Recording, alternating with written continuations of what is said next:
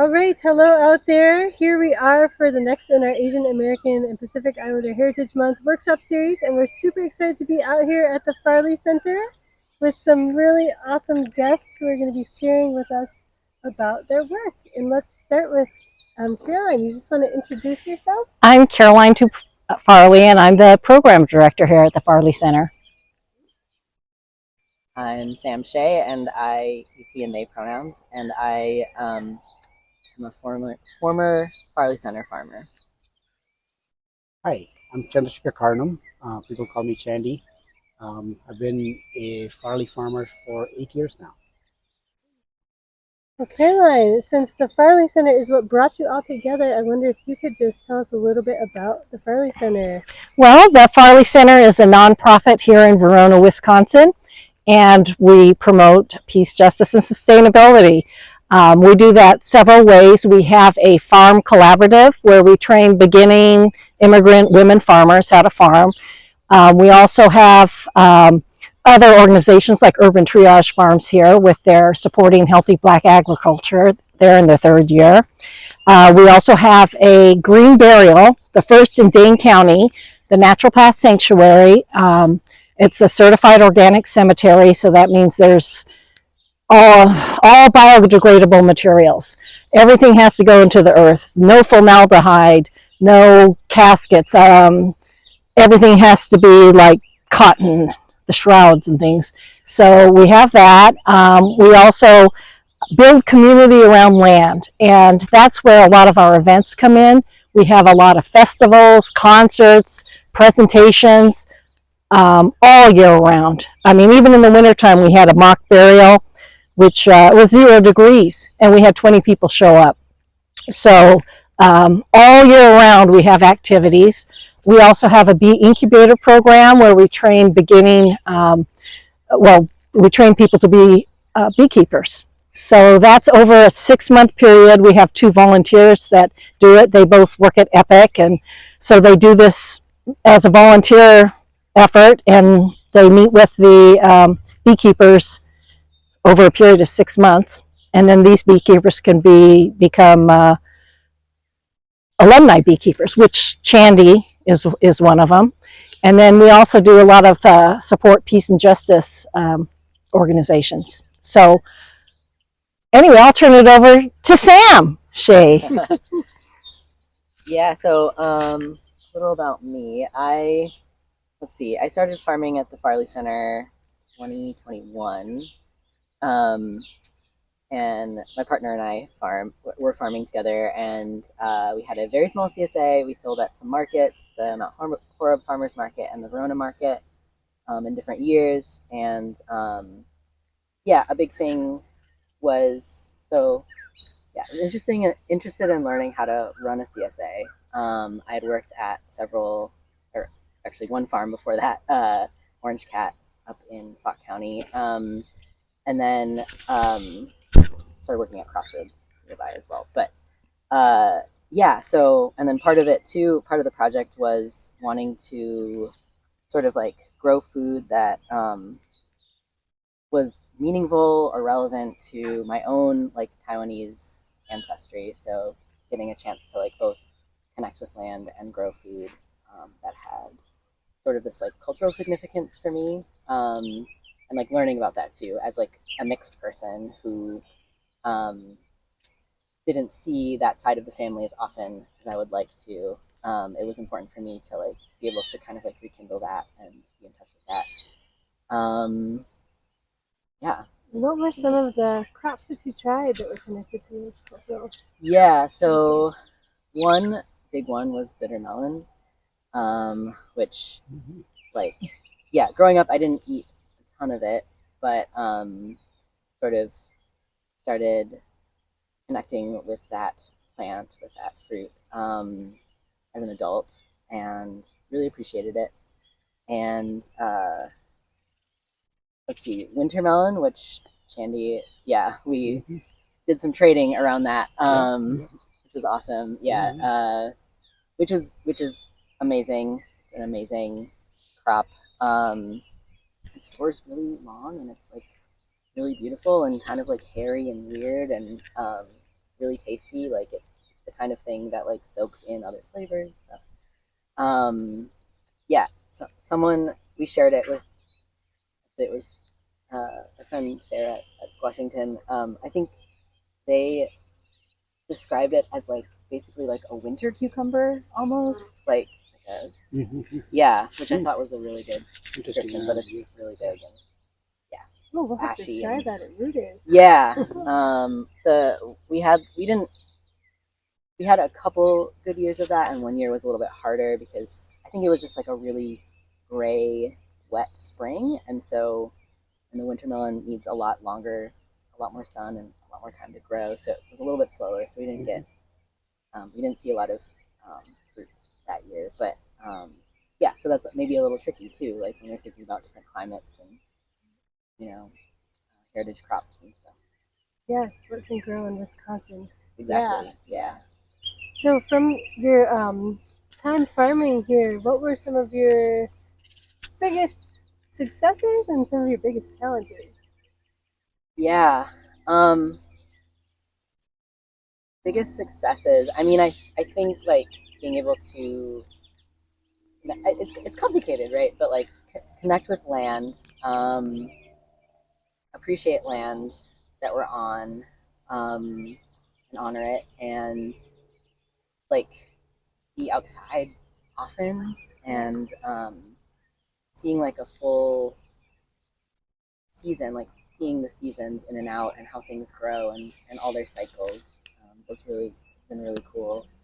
And I think successes too were like being able to essentially like share food with people.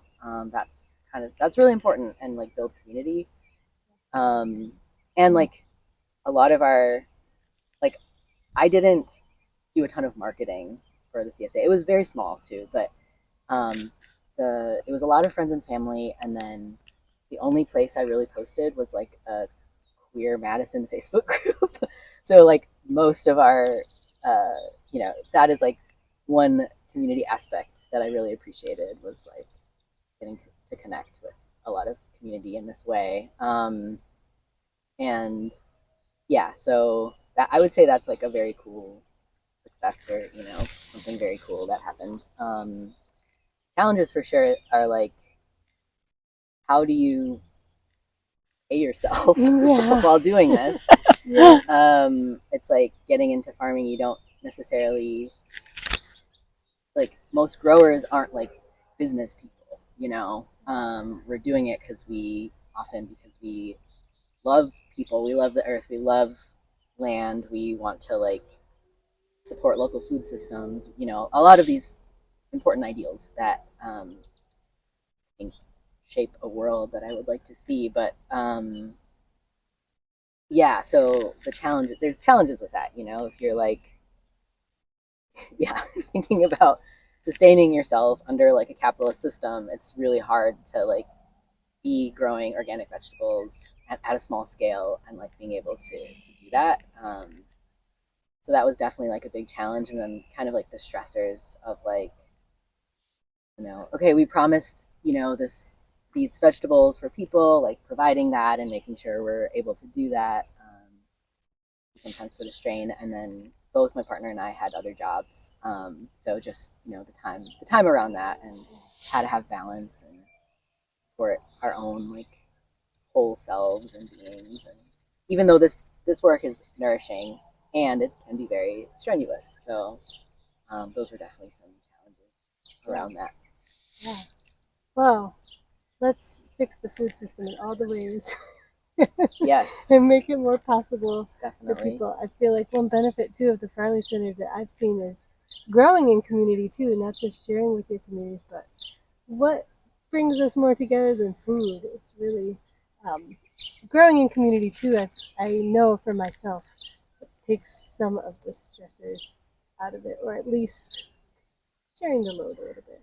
For sure. Yeah. I mean, that was one thing where it was like, on one hand, it felt like because we are kind of like independent operations at the Farley Center, but on the other hand, that's a huge draw for me. Why I wanted to be here is just the community that exists here, and being able to do things like trade winter melon for like seed garlic, you know, or just like really beautiful stuff like that. Yeah. And see like how people farm very differently and like the cultural practices around it, and just sort of learning in that way. Well, thank you so much for sharing about a little bit about your story. And let's just stand over here.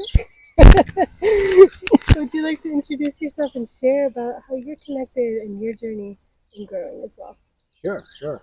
My name is Chandy Karnum. I told you earlier, and I came to the U.S. like for school, and I actually went to ag school when I was growing up in India, and when I came to the U.S., I think this is a route all Indians take for some reason, that we all get into some field that's related to computers. And so I kind of took that journey, but then at some point I wanted to come back to the land. I wanted to do farming. And when since we moved to Madison, we used to try to get community garden plots, and then it went from being one to two to almost, at one point we had 6 plots. Wow. And this is at the Eagle Heights Community Garden. And then we had experimented with scale, but we didn't really know what scale was. And then we always fantasized about doing a full-scale farming, doing a market garden, and Farley Center would have programs once in a while on WRT about what Farley Center is, and how they have the emerging farmer, the incubator programs and stuff, and that attracted us. But then at the same time, we're always chickening out. It's nice to hear about it, and then after the program's over, we go on to do other things. But then what happened is in 2016, one of our best friends passed away, and she's buried here.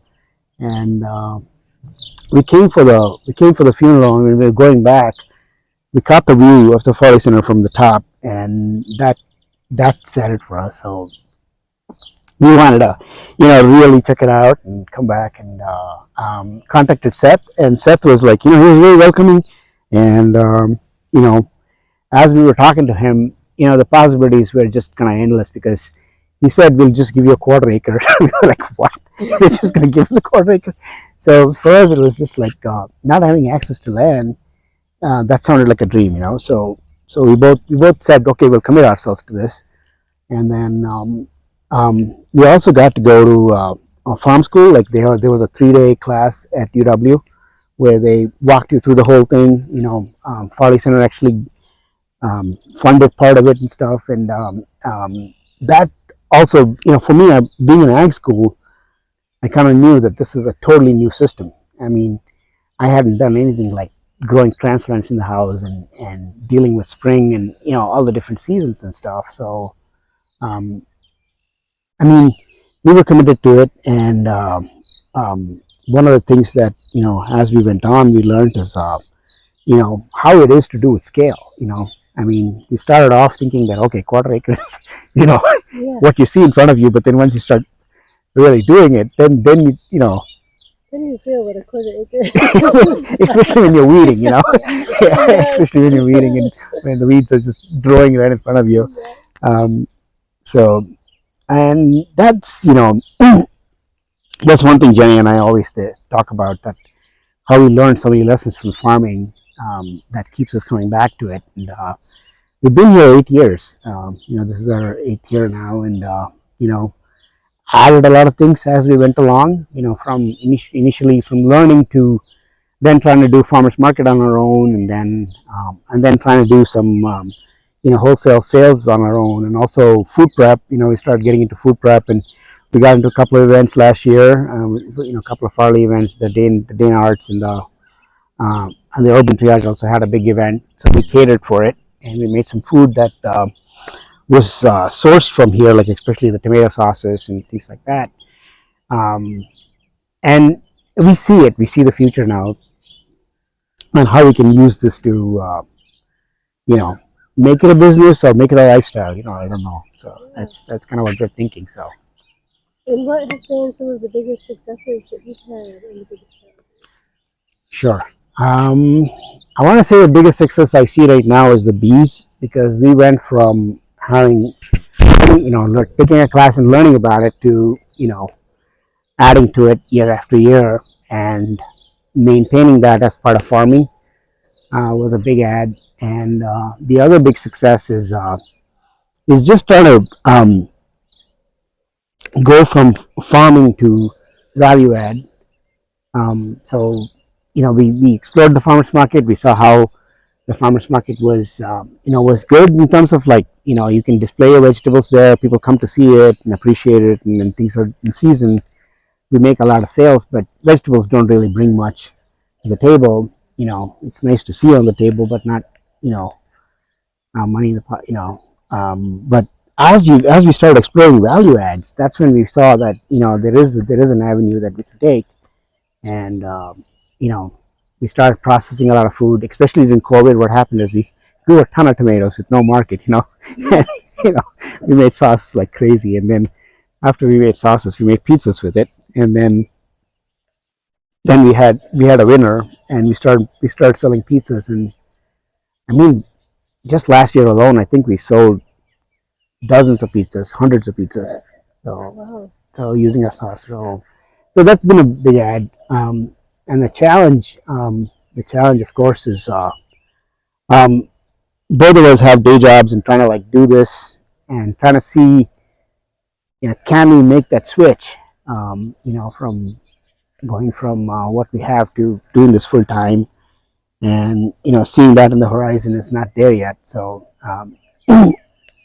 but still, I mean, there is a lot of things to improve upon and make it a lifestyle. So that's one. And then just I mean, for me, learning has been a big thing. Where every year I learn from my mistakes. And you grow onions or you grow garlic. There's something to learn every year. Something comes and hits you, and whether it's hot weather or too much rain, yeah, anything. Yeah, the first year was like, we planted everything, and I got flooded in the back there. So, No. and Yeah. but still, I mean, we made it through the year. Every year we've had, at least in the form of successes, the harvests have been always rewarding. That's one thing that we can't complain about. So yeah, that's sort of the summary, I guess. Yeah. So And you're selling vegetables and value-added products now? yes, this season, I mean, we've signed up for the Verona Farmers Market. Okay. So the Verona Farmers Market happens every Wednesdays. So what we did this year is we signed up for lesser markets than last year, just because we want to regroup and look at the value adds and see what we can. Especially, we're struggling around packaging and how to label it. What works well. Yeah. Size wise and things like that. Like, farming is one job. Right. Value add is a whole other job. Totally. Learning And all of the yeah, pieces. learning all those things, and then the amount of I mean, even one thing we're figuring out is that we don't market ourselves, like how Sam was saying. It's like, we're poor at marketing ourselves. And I mean, there is social media and all those angles that we need to explore, but then somebody's got to sit down and do it. Right. So Well, here's your chance right now to give yourself a plug. So where can people go to support you and your work? The Verona Farmers Market. the Verona Farmers Market, and also the Gunnyman Farm we have a Facebook page, and we're trying to do a good job of putting up information on our Instagram pages. Yeah. So and also the Farley Center has a link for our page. So I think we'll do more at promoting ourselves. Yeah. But right now we can directly contact us and see if we can help you. So I'll put those links in the comments once we post this as a video too, so you all can definitely get in touch and support the work, because it's a lot of work and it's definitely worth supporting. I agree. Yeah. Thank you.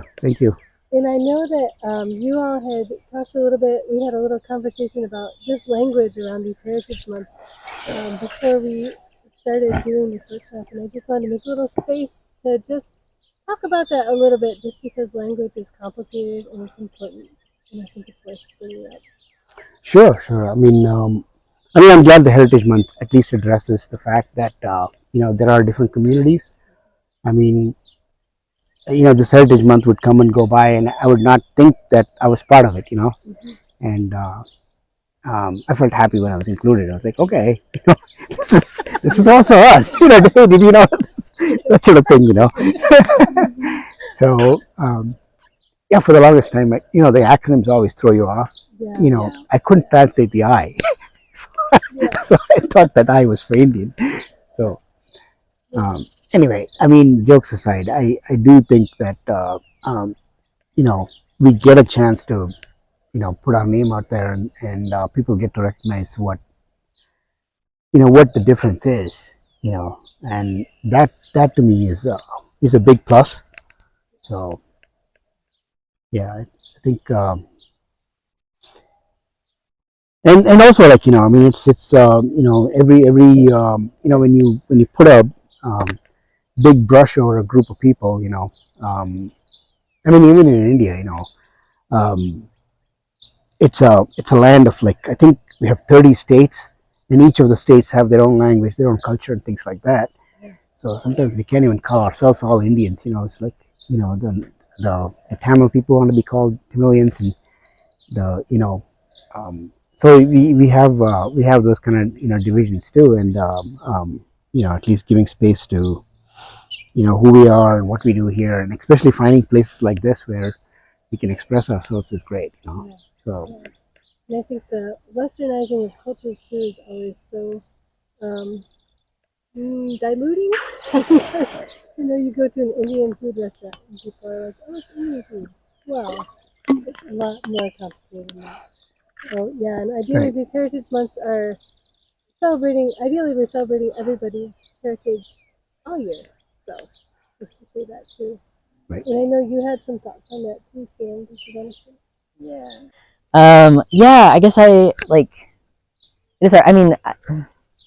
I think Asian American is an identifier that I've used for myself. With knowing how complicated it is, like Chandy was saying, it's just like Asian American is so broad, and then when you put everyone together, it's then hard to also see like how different groups are different, and also like how different groups are seen differently in society too, right? Like especially in like mainstream US society. So like, I think we were kind of chatting earlier too, and a lot of times Asian American can be seen as more like East Asian, but in reality it includes like South Asia, or all these different places. So that's tricky.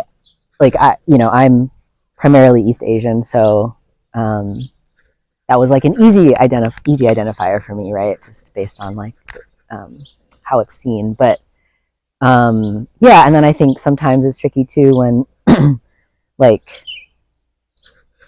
when all Asians are grouped together, and then with the census too, with like Asian American and Pacific Islander being grouped together. And I brought that up specifically because as an Asian Taiwanese American person, like so I was born in Honolulu, which is like there's an active sovereignty movement, there's all these things happening in Hawaii, and I am not Native Hawaiian, I am not Pacific Islander in this in this way. And so that's why like that distinction is important for me, because like in Hawaii, East Asians like economically are like benefiting more, right, than Pacific Islanders in this very specific context where Hawaiians are still have this very long history of being colonized. And so I don't know, that's why like that's kind of important to me to talk about those things, and not necessarily like, and be able to kind of like distinguish between the different struggles, right, and different cultures. And so that's been an important piece. And then also like there's that other piece too, where like so many people are mixed, and like there's just all these different things that it's just hard to capture in one acronym or one word. even though I also get that like representation is important and talking, you know, so it's complicated. So yeah, and I think about that a lot, and how to make those relationships right, and especially when we're talking about land sovereignty and land access and food. So it's just on my mind when we talk about language. Yeah. And I really appreciate you all bringing it up and also having this conversation as part of the workshop. I think it's important. Totally. Yeah. Caroline, did you have anything to add? Well, I identify as Asian American, and Taiwanese American because my dad is from Taiwan, or Japanese American because my mother was Japanese American. She passed away a few years ago, but yeah, and I think one of the distinctions is I go by Asian American because a lot of people can't tell the difference. I'm third generation on my mom's side, and second generation on my dad's side. He was born in Taiwan, so I'm second generation here. And my grandfather was born in Japan, and my grandma and grandpa. So I'm third generation on that side. But when people look at you, they don't see that. All they see is, one thing with Asians, they don't blend in. So you're a perpetual foreigner in some ways, because you can't tell by looking at Sam or me, like, oh, people think, oh, you're an immigrant, or what, you just got here fresh off the boat or whatever. But some of us have been here a long time. So I think that's another distinction in all of this. So yeah, I think the labeling is difficult. Yeah, and complicated. And really, ideally, we just all are able to show up and bring our full selves and be recognized in all of our complexities. So I just wanted to appreciate y'all for bringing that up and for also sharing this beautiful space and this beautiful conversation with us. I'm just having to pan around because there's so many blooming things. Oh, yeah. But I appreciate you all taking the time tonight. And if there are ways that we can support or get the word out about your different ventures, pass them along, and we will post those in the comments of this video too. And you all stay in touch with all of these folks, and we will connect you in whatever ways are most helpful to you all. Great. Well, thank you all so much. Thank you. And have a good rest of your evening, everybody. Yeah, you too.